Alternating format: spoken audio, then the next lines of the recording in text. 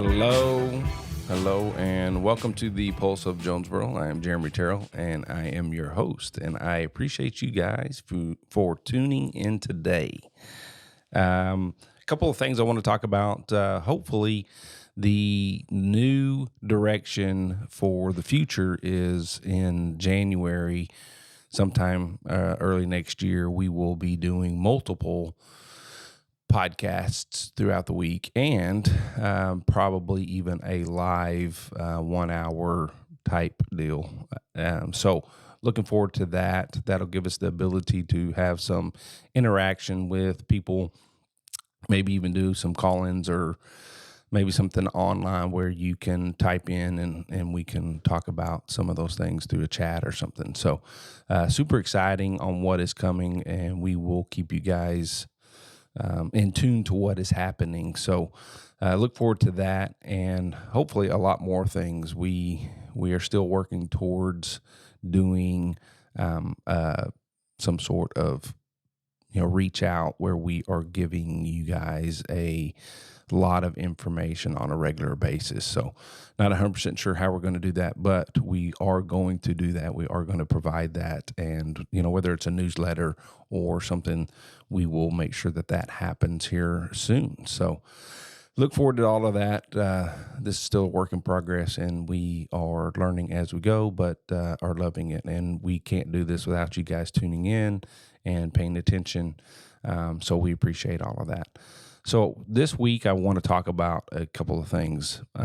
One is I got wind that, so let me kind of lay out basically what goes on. So you have the police department, and you guys probably go to certain things where you see them, the Malco or a ball game or the bowling alley, whatever it may be, and you see a police presence. Well, the majority of that time, that is them going out after hours and getting paid to do so by those facilities or those companies. And that's a great extra resource for them. As we know, police officers, in my opinion, do not get paid enough, and so they subsidize their income by doing those types of things. In Jonesboro, it has come to my attention that there's a chance that might change, and not that you won't have deputies doing that, but that they will have to go through an organization. So basically a security company will come in, and if let's say the Malco wants to have police officers, they no longer will be able to deal directly with the police officers, but they'll actually have to go through this security firm. And I wanted to talk a little bit about that because there's all kinds of questions in the air when it comes to that. One, why? If it's not broke, why are you trying to change it? And why would you take something that's working really well and make an adjustment? The questions are, it's a burden to somebody that has to, organize all of this stuff. Well, the truth is that the majority of all of this stuff is through the officer directly, or you may have one guy that coordinates the Malco. And, if you go to the Malco regularly, you know that it's usually 2 to 4 people the same. Same with the bowling alley, same with, ball games and stuff. And so, but that's extra money that goes directly into our officers' pocket. So if you hire a firm, obviously the price goes up for our local businesses, and, or the price goes down for our officers. So,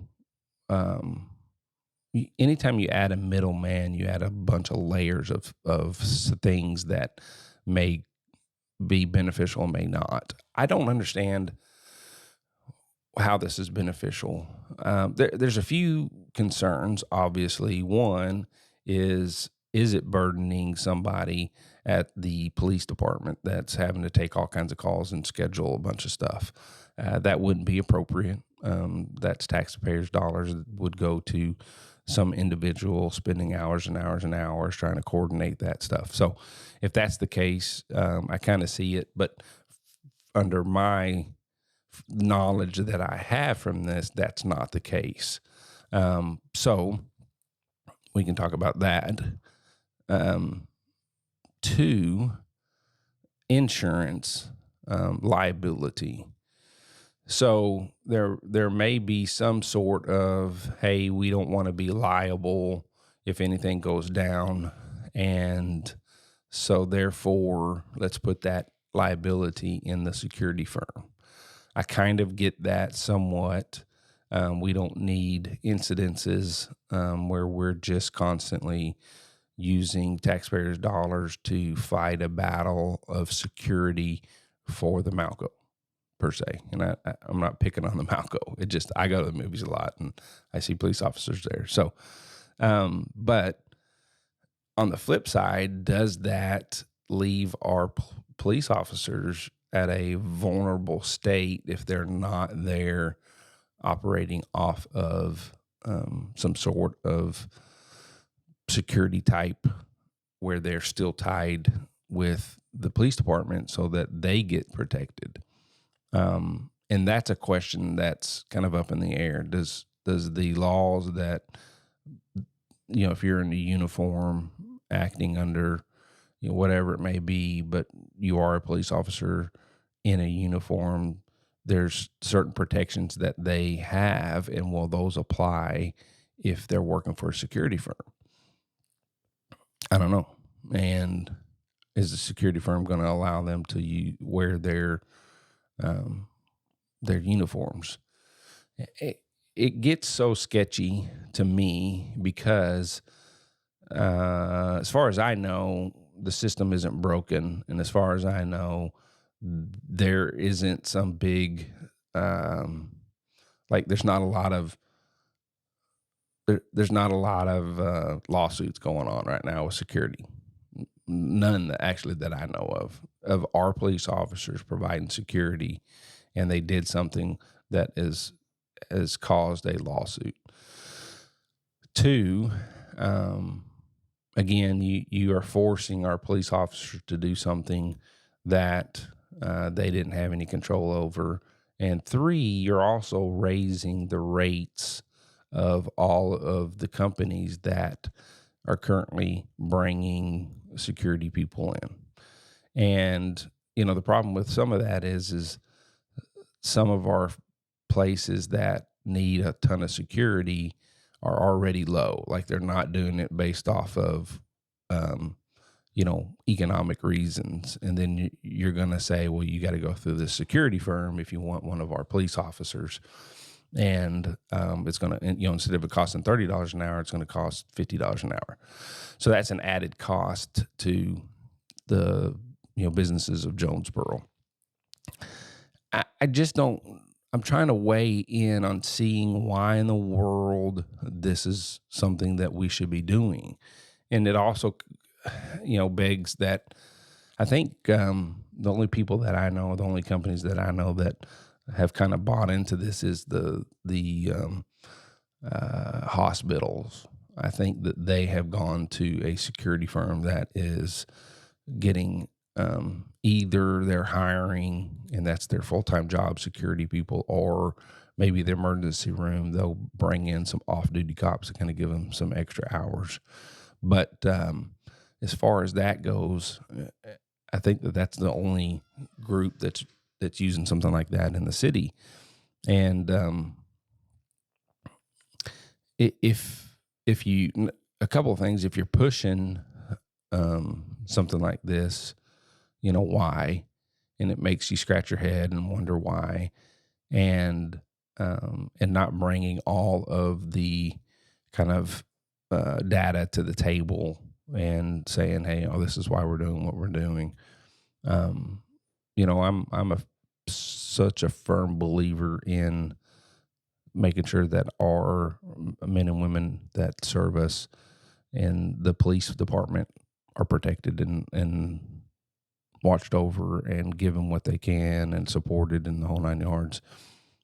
And I just feel like this is kind of a backdoor way of like taking some of their extra hard earned money, a little bit of their ability to kind of navigate their own way as far as how they make extra money, and kind of just taking that away from them.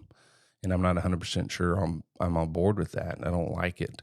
I don't think the pros outweigh the cons by any stretch of the imagination, and I believe that that's what those that are in charge should be looking at before they make some sort of decision like this. Um, I don't think it was a collective decision. I don't think people were brought in and had some big long conversation that where everybody had a voice in this. I think it's just one person, maybe two people, had a discussion, and that's what they decided to do. And I want to know who was in on that. Anytime something like this always happens, I get skeptical and be like, well, is something going on nefarious? Is something going on where somebody doesn't want to do work, or wants to push off responsibilities on others that they shouldn't be? There's all kinds of things that start entering into my mind, but I think that's a good thing. I think that we need to make sure that everything that we do as a city is on the up and up. And this one's just one of those things that makes me scratch my head. I don't know. I'm going to look way more into this, but again, we need to make sure that our men and women that are protecting us each and every day get what they deserve, and also we don't get in the way of them providing for their families. I don't think it's any of our business to do that. So I support whatever those that are doing it want, not what the powers to be want. So those of you that are listening to this, ask questions, maybe even reach out to the city and say, what do they think, and see what they do, see if they say anything back.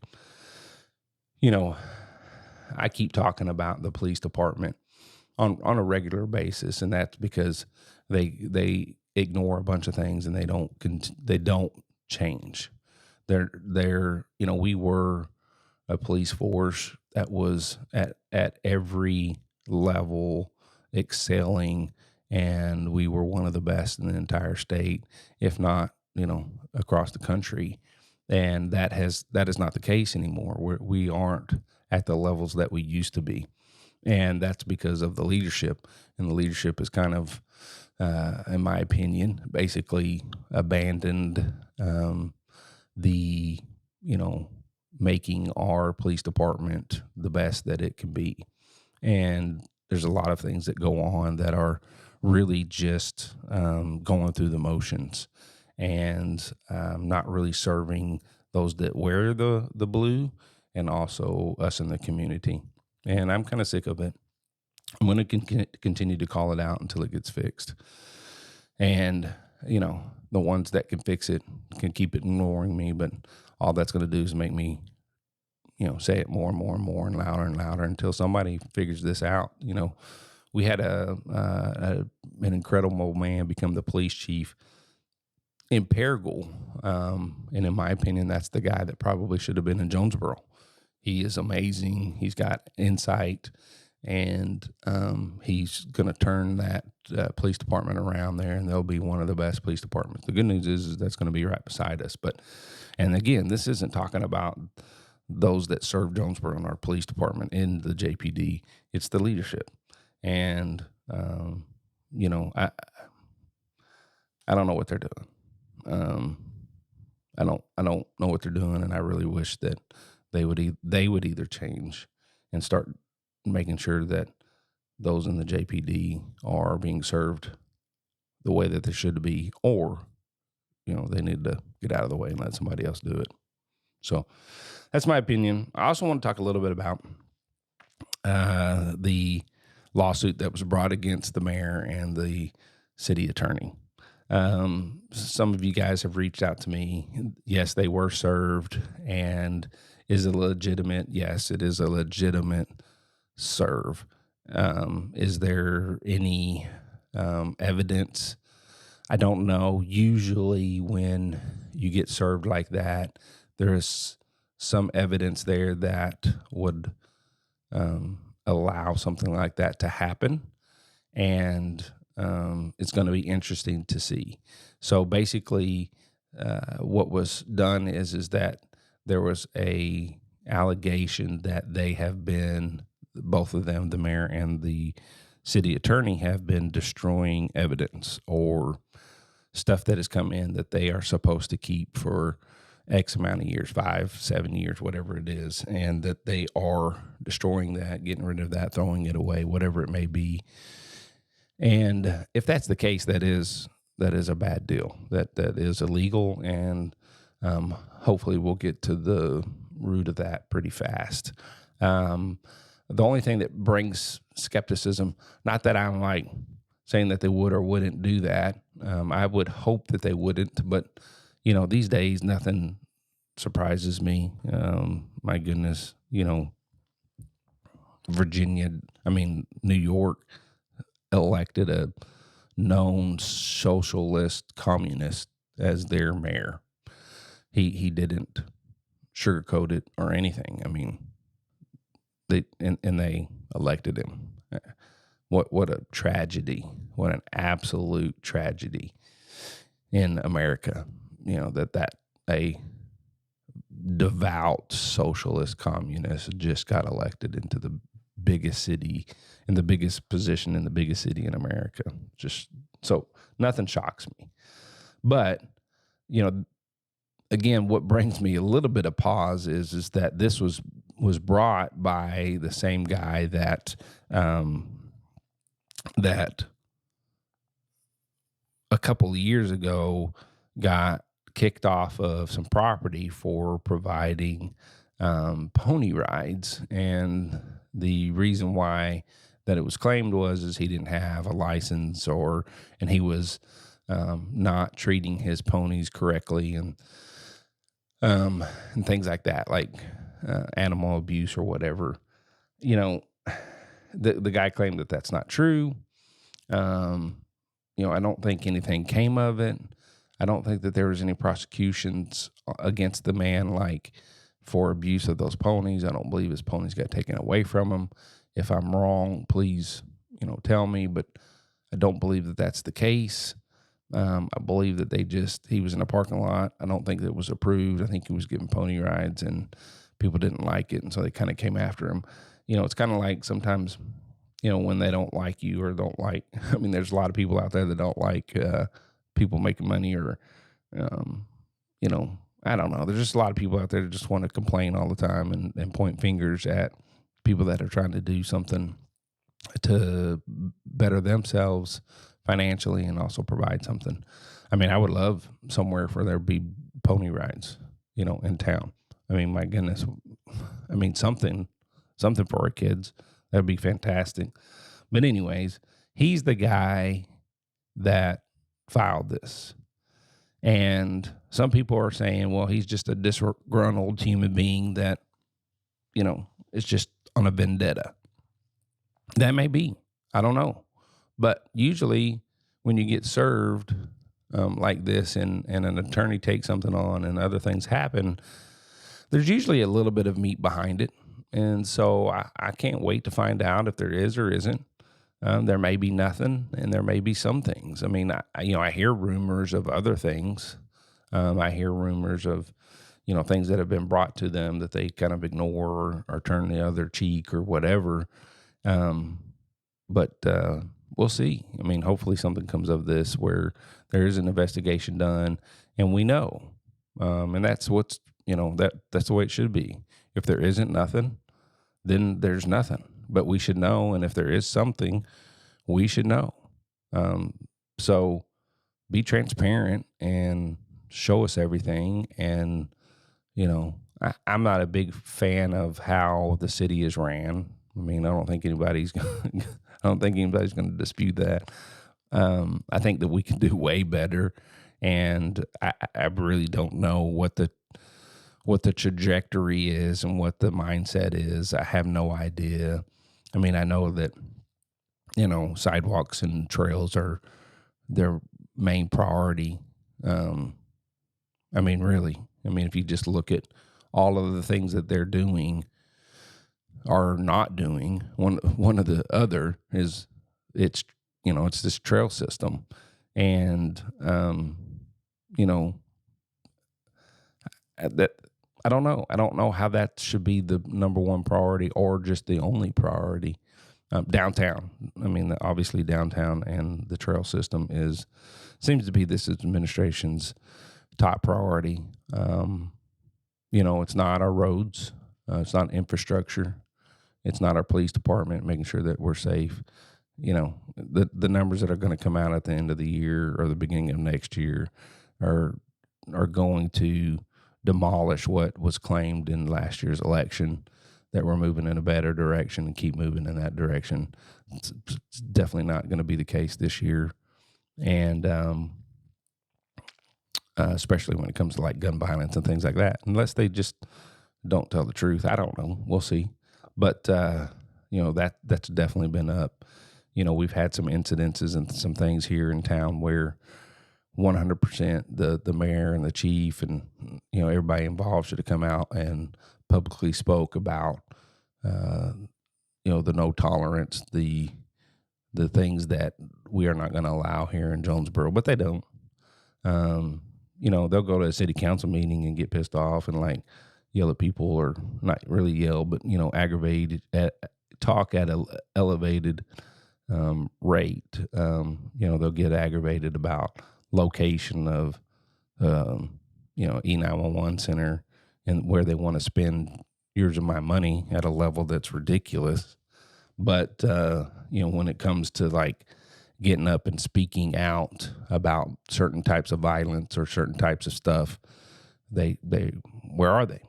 We don't know. I don't know what's happening.